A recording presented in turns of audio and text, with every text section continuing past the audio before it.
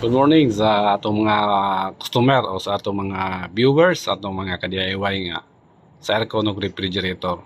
Okay, so nako gi-repair dire nga refrigerator ang iyang kining brand mao kini siya. Digital inverter niya 10 years warranty ang iyang compressor motor kini. Double door kini nga mga refrigerator, kini nga refrigerator double door kini. Unsa may complaint customer, ayaw lumamig o hindi siya mag-frozen. Okay. Kini nga refrigerator duha kini ang iyang kumbaga command no kini siya diri nga board ako kini diagnose mo kini ang iyang failure kini si IPM nga board kini dili siya problema wala siya problem okay ni siya nga IPM kini diri ang iyang command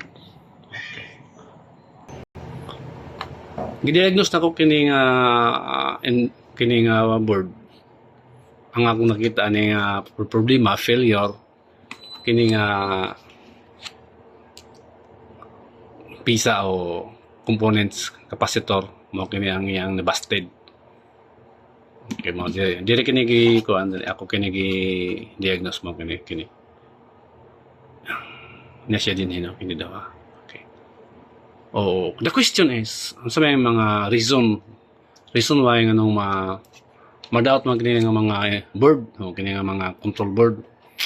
Okay, so reason na ni is fluctuation of current o high voltage, low voltage, and then mo kini patay sindi, biglang patay at biglaan din babalik. Okay.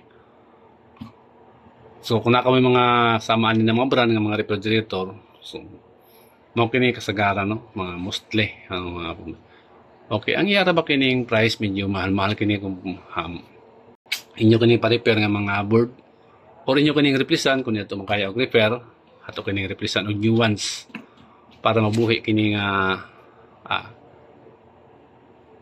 board para mo kini ang command no command para mo run ang maong refrigerator. Okay, any queries regarding ani greetings everyone na panay di queries lang kamo kung unsa inyo mga queries regarding ani. Salamat, thank you for watching. God bless us.